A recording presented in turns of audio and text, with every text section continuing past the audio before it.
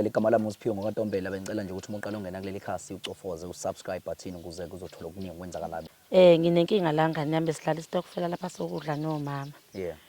Njengoba ngibhalela wena ngizwile kuthi unalo usizo olukhulu impela okwaziyo ukuthi usizane lesimo nami engibhekene naso njengamanje. Sidlalile la nomama imali bese ibeka kusuka ngoJanuary kuze kushaya manje uDisemba. Sekufanele manje siyothenga ukudla thina ingane yami besihlala imali yokuthi sothenga ukudla njengoba nje senzela nezingane emakuvalwa ikole ukuthi singaqilazeki. Engase ngehlelwa umshophi ke mntanami. Sahamba nomunye umama esihlala naye sayoyikhipha imali. Kusho ukuthi ngokungithemba kwabo mama. Ngoba phela ngithembakele nawe uyangibona mntanami ukuthi ngithembakele. Base bethi cha mama uMantombela sicela le mali kithi kubekwa wena. Ngayithatha ngayigcina lapha ekhaya. Mase ngithi imali sekufanele siyothenga nomama ngithi ngiyabheka imali labe ngibeke kona malubula angisazi imali yamakhosikazi ukuthi ngizothi ishoniphi mntanami. Manje ngase ngizwa kuthiwa nina niba nalo usizo lokuthi nixhumanise abantu abasuke beneyinkinga kanjengoba ngiyasaba ukutshela amakhosikazi ukuthi ngathi kubona imali eningi kangaka ilahlekile yalahlekela kwami. Alright bafowethu, njengamanje umama usebathintile omama wabeza ukuthi hayi bahlangene njengamanje sisafuna nje ukuthi sikwazi ukuthi soba nakhunja kodwa angibona ukuthi mhlambe khona bazokusola ngoba vele bayabona vele ukuthi umuntu vele ophethe imali uphethe isamba kubalekile vele ukuthi ahambe nabantu abazomgada. So njengamanje cela ukuthi nisiphekezele bafowethu siye ngaphakathi sibone ukuthi ke bazofika bethini. Zaphethe kwenzakaleni manje anifuni nokuhlala phansi anifuni kwenza ukuthi ngenze njani ke mina Sibi sona isikhwama semali. Hayi bo hlalani phansi. Uthanda wenza izinto njalo lokho yikho lokho kusihlisa la uNtombela zokusilandisa kahle. Usilandisa eke yisho. Cha ingane zakwethu njengoba nibona befikile laba bafana bengiphelezela. Udaba lukhulu ingane zakwethu. Lukhulu kakhulu nje. Njengoba ngithatha sihlanganeni la singabe sisahlangana lapha endaweni yokuthenga bengifuna siqale sixoxe ngoba inkulu indaba engibhekene nayo. Njengoba nibona ngihlehlisa izinsuku nami isimo siyangiphoqa.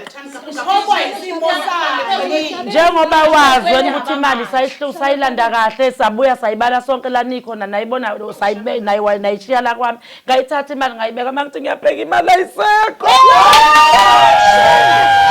Imali engaka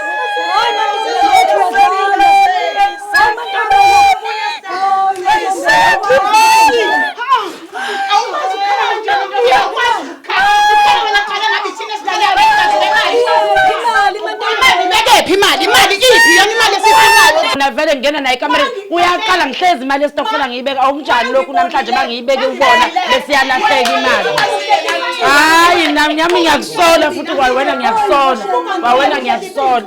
Awungitsheni mina ukuthi cha phela ngithi ngihlehlisa into ngihlasimba ayishilo ngenza nobabili imali yethu. Yayi wena wemthokozisi uphuma phi? Ukuphi kwenziwani kwamngane wakho kwenziwani?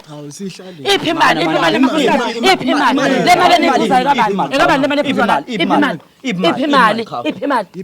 imali le ebilapha endlini iphi imali akuyona lephuzwayo le akuyona lena ubani lomtshalo mdala ubani othenga utshwala ubani othenga utshwala lobo kuphuzwa lapho uwena lo ngithatha namakhosikazi uwena lo ngithatha namakhosikazi uwena yini uwena lofuna ngibulawa abantu utshothe imali yabantu wena uthelwe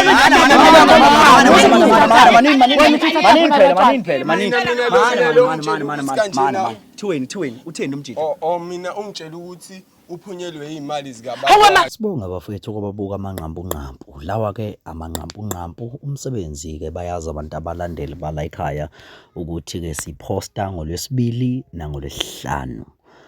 Ngowesonto siposta ama-highlights umsebenzi ngoLwesibili bese kuthi ngoLwesithathu siposta ama-highlights umsebenzi ngoLwesihlanu.